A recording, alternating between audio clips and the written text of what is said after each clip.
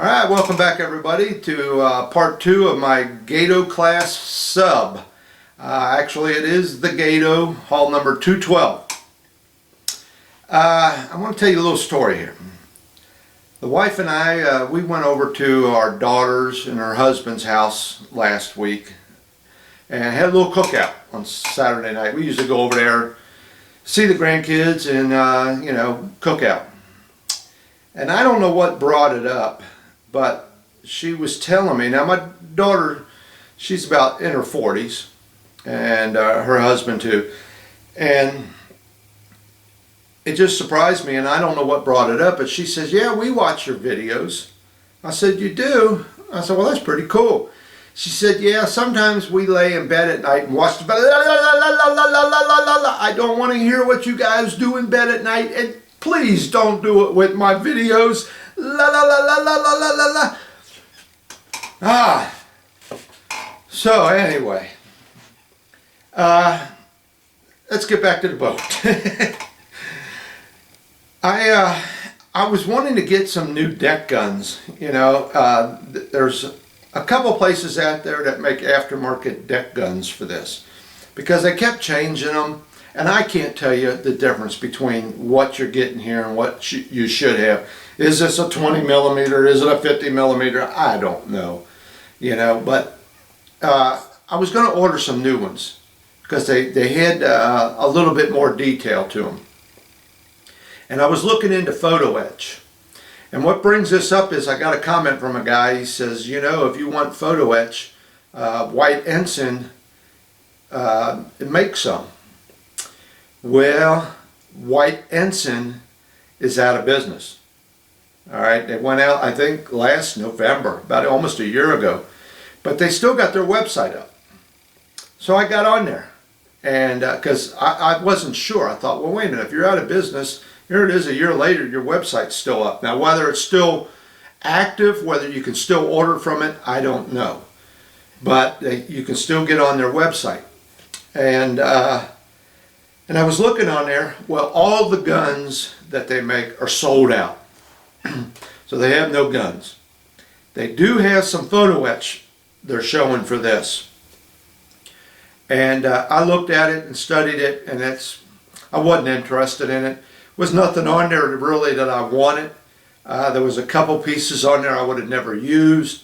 So no, I didn't get it. And I know there's a couple other places around that have got some of their stuff in stock. And one of them I'm going to check with and see if they got their guns. Okay, because I would like to update these guns a little bit, and see what's out, what I can get from out there. But yeah, White Ensign went out of business from what I understand, and they had some nice looking stuff, but it's no more. Now whether somebody else is going to pick up their molds or whatever, I don't know. So and I looked around. There is another place, I can't remember if it's Nautilus, could be Nautilus or Iron Bottom Sound, I'm not sure which one it is, that have got some aftermarket parts. But from what they're showing on their website, a close-up of it, I wouldn't give you a dime for it. I mean, come on guys, if you're going to put something on the internet like that, clean up your parts a little bit. I mean, they look nasty. I wouldn't give them nothing for them. So anyway, yeah, there's really not a whole lot out there for this 1/44 scale. Now, if you're building the 1/72 scale, you can get all kinds of stuff. So I just thought I'd throw that out there, because that guy did mention White Ensign, and I did look, and I was going to buy, but they're apparently all sold out of their guns and they're out of business. Okay, so got a lot to show you on this one. So I guess that's about it. Let's get this camera turned around and get into this, because this is already going to be about 30 minutes long. All right, let's go. Okay, here we are. I'm going to start out this video with a question. And I know there's probably hardly any of these submariner guys left around, and I doubt very much they're watching my video.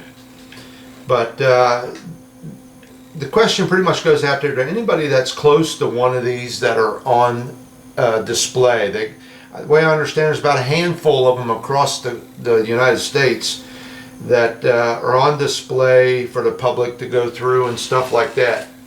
And maybe if you're one of them guys that's close to it, you can get there and ask them for me, or unless somebody knows. So what's my question? Hey, thanks for asking. Here's the fair waters. Okay, you see this hatch here, right here. It's right there on this side of it, and here's the other piece that is the other side. There it is. I don't think there's a hatch door there. Okay, they do not give you one in the parts. And from all the research I've done, and believe me, I've researched this thing like crazy. I've looked at more photos than I have of my family in the photo albums of this ship. I do not see a hatch door here. No door at all. I think this was open to the elements, and when she went underwater, that was open and it flooded inside of here. How much of this inside, I'm not sure. I don't think it was very much. I think in here would be the conning tower down in here. So there was probably a bulkhead right around here that, you know, sealed that off with another hatch in there, and probably the same way in the back. But I've come to the conclusion there was no door there. Now, I have seen guys build this model. There's pictures all over the internet of where guys have taken and made their own hatch door and put over it, or they put it right next to it. All right. From all my research, I think that's wrong. I don't think there was any door there, and I think they took the liberty of thinking to themselves, well, yeah, there's an opening, it's a hatch, let's put a hatch door there. Well, I think they screwed up. I don't think it should be there. Here's a picture of the Gato, 1942. There's that opening right there. I see no door anywhere on the outside here. None at all. Okay? Here's a better picture of another submarine. Okay? A better close-up. There's the same opening. I see no hinges. I see nothing. And there's no hatch door. That's what makes me think that this was open to the elements. It was constantly open. Now, I know a couple of you guys are probably going to say, well, maybe it swung inside. Well, a little common sense tells you no, that's not possible. And why is that? Okay, here is this hull right here. Under pressure, once she dives, she's under pressure with all this water pushing on this outside hull, okay, from the outside. If you got a door that opens to the inside, then you got pressure pushing on that door, and I believe it would loosen up that seal and it would leak. So anytime you got an opening in this submarine, it would close from the outside so that any pressure from the water would push against that opening and seal it even tighter. And you can see that from, here's a picture here, a couple of these pictures. You can see that there is a rectangular hatch there, there's a circular hatch back here, another one there, and they all close from the outside. Because once that gets down under the water and that water starts pushing against that, it's going to seal that opening even tighter. So no, I do not believe it would open from the inside. And another reason I say that, there was a feller who did a walkthrough on Silversides, was the name of the submarine, hull number 236. It was up in Muskegon, Michigan, and he did a walkthrough, and he's on YouTube. And he came walking down this deck with his camera, and he pointed his camera inside this hatch opening. And I see no door. No door on the outside, no door on the inside. You can see clear through to the other side. And in the picture they got some life jackets and things like that hanging in there. Whether that was really in there during the war, and I don't know. I kind of doubt it, because it seemed like anything in there would float away. Now, why would they leave this open? I would suppose that because if you didn't, the whole thing was trying to get underwater as fast as you could. You're trying to dive and you want to get underwater, and if you had a hatch door right here closed, then you got a big air bubble in here. You got a big bubble in here. So by leaving this open, you could at least get rid of part of that air. Okay? So I come to the conclusion, there was no door there. And this hatch, from what I understand, was there so that the guys could get out quickly onto the deck to them deck guns. Okay? So that's why they had that there. And like I said, there was probably a bulkhead in here that sealed this off. This probably wasn't a big area that was open, just enough to, get rid of some of the air in there, I guess. Probably a bulkhead here, probably a bulkhead here, with a hatch door into there and a hatch door into there. That's my guess. That's what I'm going with. So I am not putting any kind of hatch door on this. I'm going to leave this open just the way it is. And like I said, I think those guys that went ahead and sealed that up with a hatch door or put one next to it, I don't think they were doing their research. Okay, so let me reset the camera here, but that's my question. Anybody knows, or anybody is by one of these, can go take a little walk and ask one of them guys. Yeah, that would greatly be appreciated. Or if they could get inside, look inside there and see if there's a bulkhead here and a bulkhead here that was sealed off. But I need some proof, Until I get proof that there was an actual door on the outside, I am not putting one there. Okay? Alright, so let me get the camera reset and things redone here, and we'll get on to where I'm at. Okay, here we are. And since I'm zoomed in so much, you're only seeing about a third of the ship. But I want to do this because I got to get you zoomed in here. Now we all know what this thing looked like when it came out of the box. It looked like a piece of Swiss cheese with all these holes in it, all up and down through here. Well, I have come along and drilled right around 200 more holes. And you're going, what? Are you crazy? No, I'm not crazy. Okay, and you can see them right here. Let me bring this up a little closer to you. Where are we at? Here we are. All those little holes. From the very front of the ship to almost the very rear of the ship. On this deck area, I drilled those holes. And see, they go from all the way back here. I think they start right here, all the way up along this ridge. I'll just run my finger, it's easier. See them? I'm going all the way down.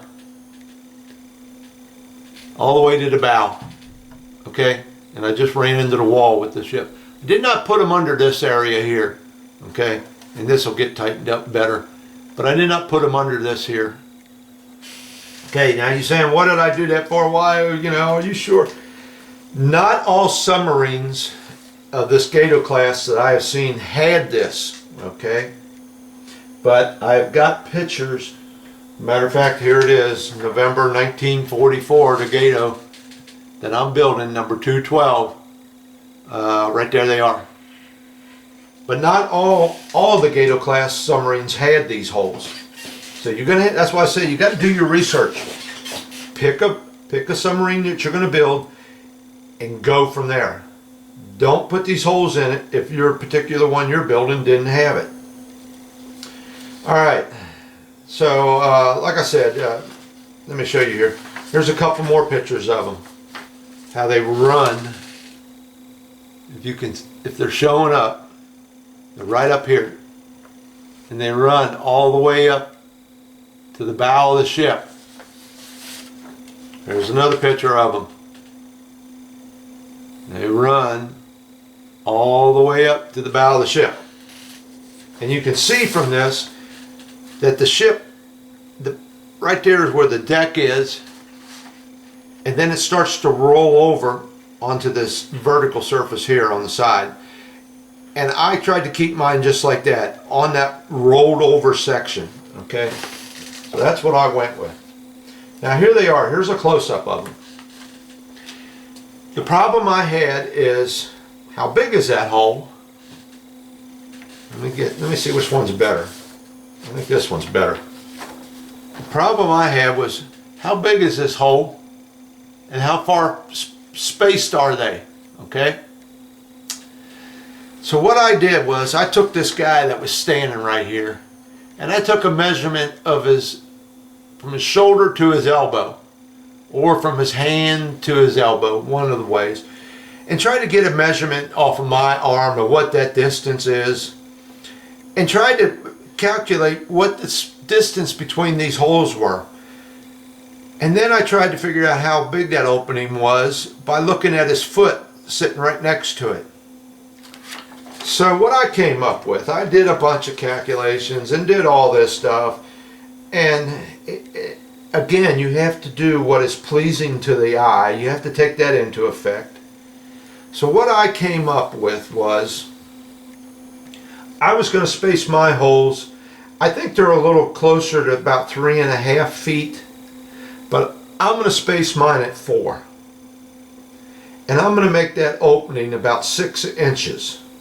Alright, so then I had to bring this into scale. Alright, so to round everything off and make it as easy on myself as I could, what I done was, I went with 1/4 inch spacing on the holes with a 1 millimeter drill bit. Okay, 1 millimeter almost comes out to be 6 inches in scale, and a 1/4 inch there. Like I said, that's almost 4 feet. So it came out. That's what I came up with. My final decision: 1/4 inch spacing, 1 millimeter drill bit, and I came up with 86 holes on one side. Now, when I looked at that one picture, I got another picture, and I could blow it up on the computer. I counted close to 100 holes. And I think if you were to do this in a 5 millimeter spacing, you could get closer to that 100. But I was only about 14 holes off. So, and it looks pleasing to the eye. Remember that. That's important. So it looks good enough to me, and that's what I came up with. Okay? So there's 86 holes there, 86 holes there. That comes up to 182. Well, where's my other 40 holes at, or 20 holes? And I'll show you that in a minute. First of all, let me show you how I did this. Okay, we'll get to the other part in a second. What I done was, you find the end of this, took a piece of blue painter's tape. Okay? Now, there's a wooden deck here. And that wooden deck comes up to that metal side where it rolls over. Right where that wooden deck meets that metal side, I put a piece of this blue painter's tape right along that edge of that deck. Okay? Just like this. We will say that that is the wooden deck right here. And this is where it rolls over down onto the side. Alright, then I took a piece of Tamiya.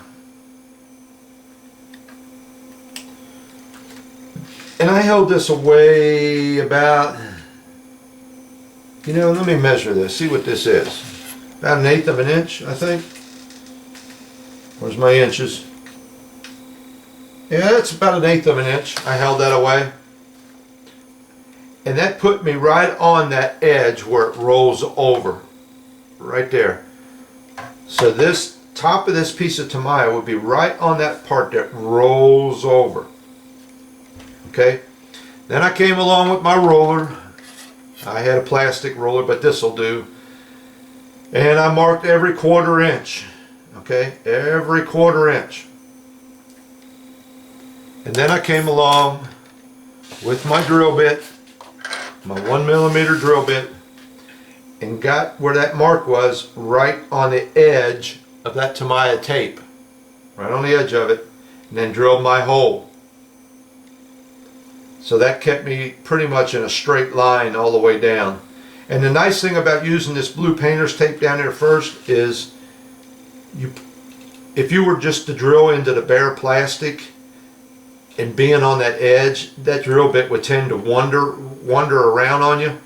But this blue painter's tape, it gives a little bit of grip to it, holds that drill bit still so you can get it started without it moving around.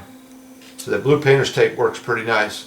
But that's how I did that. That's how I lined up my holes all the way down. Now, are they 100% perfect? No, I can see one right here that's a fraction of a nanometer off. But 99.9% of them came out nice.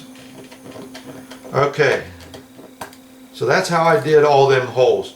And basically what I think was, like I said, these guys were out at sea. And before the war started, this ship worked perfect. Once the war started, they found out, man, we got to get under this, we got to dive, and we got to dive now. Well, the only way you have water coming in was coming into here, and I think it was creating a bubble up here on top. And, was having trouble filling in this compartment. So by drilling these holes in here, you got more water in here and more to let the air out. As the water came in here, it would let the air out, and I think it was a brilliant idea, So I think as it went along, some of these guys were coming in saying, well, hey, we gotta find a way to get under the water faster, help us out here. And they came up with this idea. Like I said, I haven't seen this on every one of these Gato classes, but most of them appear to have it. Okay, so that's why I went ahead with it, because it is on my particular ship I'm building, and that's why I done it. Another thing I was looking for was an exhaust port. I don't know where the exhaust is on here. They have no plumbing for you to put in here for an exhaust pipe. I believe the exhaust was inside of this area somewhere right around back in here, and the exhaust, when they were running on surface, probably just came out of these various vent holes and stuff, So, but that's neither here nor there. It's it's probably inside this area, and it just worked its own way out. Let's say that. All right, so now we say, where is the other 20 or 30 holes I drilled? I drilled, let me see, what was it? Let me add this up. 40, I think there's 42.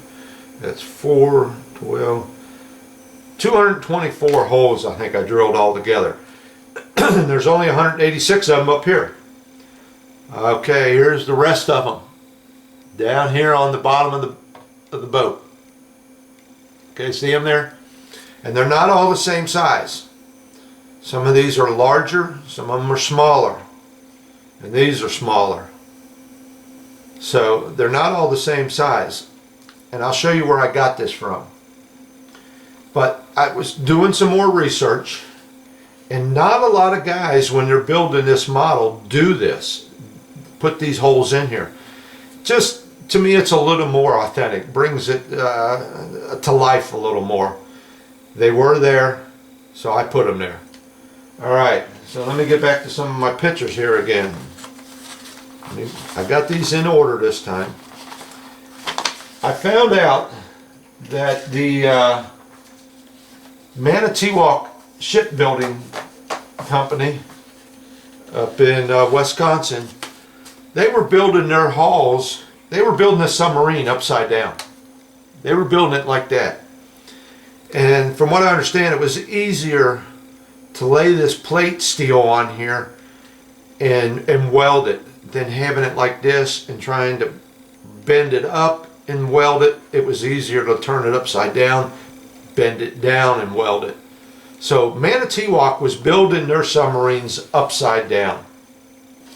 Okay, and here's a picture of one of them up here. When was this? 1941, it says here on the classification. Right there are some of these vent openings that I'm putting in. And you can see a gangway here for these guys to get up here. And you can see how big that hole is. I'd say a man was able to climb down in there with no problem.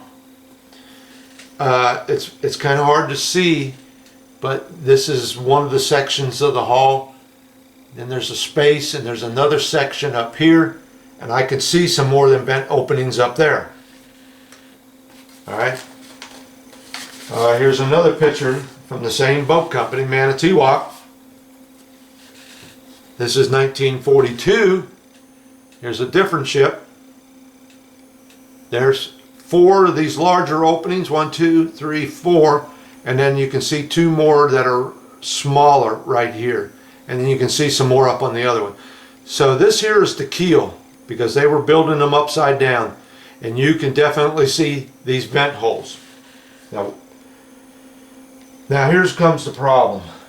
What research I did, guys were finding different names for them, what they were. Were they vent holes? Were they, let's see, what were they calling? Flood vents, free access openings. You know, they were calling them all kinds of things. Fuel tank manhole covers. So I got on the internet, and I don't know where this guy got this from. This is, he might have a set of plans of this ship, I don't know. But this came from, and I'm going to give him credit, the nautilusmodels.com, and I'll put a link down below for you. It's nautilusmodels.com, and they sell some parts. They sell some aftermarket parts, some resin kits and stuff for these models. And I found this on there. These are supposedly early fleet boat flood vents. Okay. So, and they also call them flood ports and things like that. So they had kind of different names. But I printed this out. All right. And if you print this out in landscape form on your paper, it will almost come out to the exact size you need.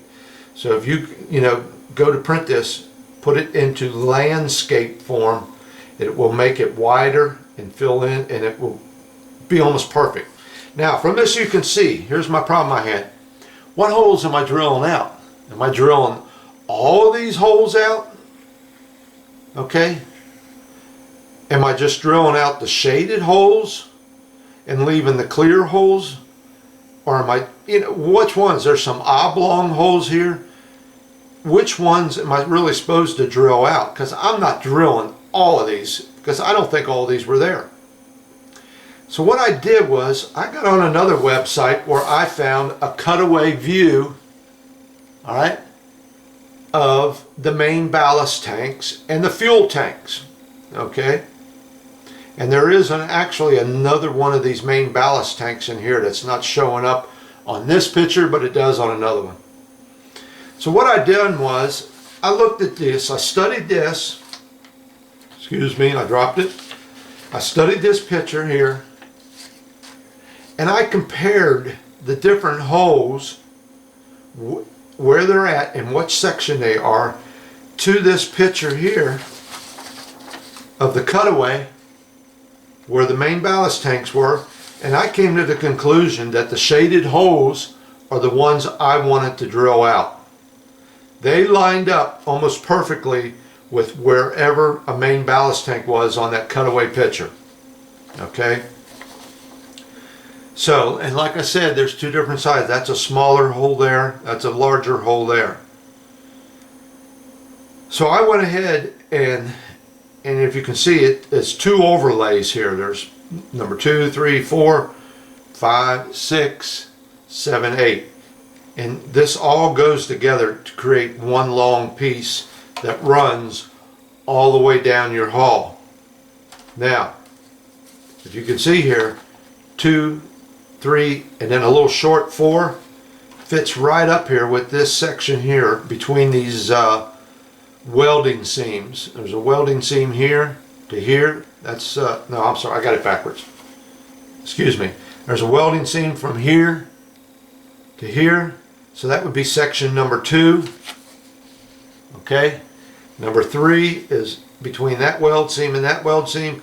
Short number little 4, right there. Short number little 4. And like I said, if you was to lay that on there and line that up, keep them in between them sections, you get your holes. So that's what I drilled out, you know, and what I done was, once I printed it out, I cut out each section. It was easier to cut that section out, lay it up on there, drill them holes, then go to the next one. So that's the holes I drilled out, the shaded holes. You know, if you look at these rectangular holes that are up here, they say fuel tank manhole covers. These round ones here say flood vents. I think, I don't know. But from what I've seen on the actual workings of a submarine, this compartment would flood with water. They would open a valve inside here. This compartment would flood with water. When they wanted to come back to the surface, they would pressurize that area with air, force that water back out, and then close that vent. That's the way I understand it works. I got to get a drink of water. I'm losing my voice. I pretty much quit smoking too, guys. I'm down to about maybe 2 a day. You think, how you do that? How you do? Well, that's the way. That's my plan. 2 a day. So anyway, getting back to this, that's where I get 100 or 224 extra holes. And I'm working on this a little bit. I'm sanding on it. Also, one thing I did is on this pattern here, the holes are a little closer together than what I've got mine. I backed them over a little bit more, about maybe a millimeter, because I got to work on this seam, and I wanted to stay away from that seam with them holes. So I got mine back a little bit further away from the center of that keel. Alright, so it just adds a little more realism to it. You know, this thing's going to be sitting on a display. Who's going to see it? I don't know. I know they're there though. And, you know, I'll probably get comments, no, I drilled the wrong ones. You're supposed to drill the other ones. Well, like I said, you know, I did my research, and this pattern matches up with them ballast tanks. So, you know, that's why I went with them. If you look back here in the back, all the way back on the last section, which is number 8, there are no white holes. There's 4 of these shaded holes. What's back here on the last section, section 8? Is that showing up? Yeah. You know, another ballast tank. So that's why I figured these 4 holes matched up with that ballast tank. There are no white holes back here. That's why I went, like I said, with all the shaded holes. Okay, enough about that. I notice a lot of guys, you know, when you get your ship or your model or whatever you got, any kind of model you got, first thing a lot of guys do is they take it out there and they wash it. I take mine out to the sink, a little soapy water, hot soapy water, and I scrub them down. And that gets rid of any of the soap residue or anything like that. Well, I haven't done that yet. And the reason being, because once you clean it, now you want to be careful about how you handle it. Well, I knew I was going to be drilling all these holes, and I was going to be handling this thing a lot. And I didn't want to be putting on a pair of rubber gloves, because I told you before, I hate them. So I haven't washed this yet. I went in and drilled all my holes. I got to go along and clean these up a little bit on the inside and outside. I've been sanding a little bit on them. I got to get these holes cleaned up, and then I'll take it out there and start working on cleaning it, washing it and stuff. All right. So, one other thing I wanted to talk about, let me get this rubber band off here, is I still have to fill in the port side anchor. That's got to be covered in where that goes. That is not supposed to be there. Anchor at this particular date and time is only on the starboard side. Okay. Let me show you a little mistake I almost made. When I first got this, I had it out of the box and I was putting parts together just to see how they were fitting. Okay, back here on the back, let me take this top part off a little bit. You can see an area right back here. It's got like a groove in it, okay, on the hull of the ship. That is so that this part can align with that hull, okay. This fits down into that little groove. And I put this together and I was looking at it and I thought, holy cow, let me get this together back here. I thought, look at the gap they got there, okay. I thought, man, did somebody mess up or what? Am I going to have to sand this down to bring this gap down to the boat, or what do I got to do? Well, then that's why your research comes in handy. You got to do this research, because if you don't, you could make a mistake like I was about ready to make. I'm over here looking for a picture. I got a picture of this. So I started doing some research, and I was looking at the back part of this, and sure enough, that's the way it's supposed to be. It's right here. There is an opening all the way down along there. That is not welded to that deck there. And I got to looking at it, I got to thinking, oh yeah, that makes sense. Now you got all this water up inside of this area here because you got all these vents. You need a way to get that water out of there. You can't wait for it all to flow. You want to get back to the surface. So that's all open in through here, and it's open more back in this area than once you get up in here. It almost seals up completely tight up through the front of it here, but it is open back here. So be careful with that. Don't don't think that that was a mistake on Trumpeter's part. That is the way that's supposed to be. That's, like I said, do your research and you would find that out. I almost, dug right into this thing, was going to fill that gap in. All right. So there's where I'm at. Like I said, I'll probably take it out here, get it washed up, and then I'll start working on this seam down here. I'll glue it together and get this seam, start working on this seam all the way down the bottom of this thing, so I can get me a nice, tight, good looking finish. All right, I think that covers about everything. But yeah, if anybody out there can help me out on that, if anybody happens to be by one of them submarines that are on display, I do not think there was a hatch cover there. I think that was open to the elements. And that's the way I'm going to build mine. Another drink of water here.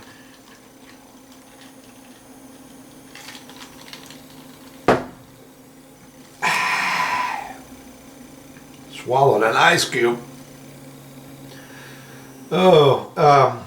Yeah, I'm not going to put a hatch there. I'm not going to cover this up with a door. I'm not putting a door on the outside. That is just going to be left open until somebody can prove me wrong with a photo of a hatch somewhere, maybe on the inside.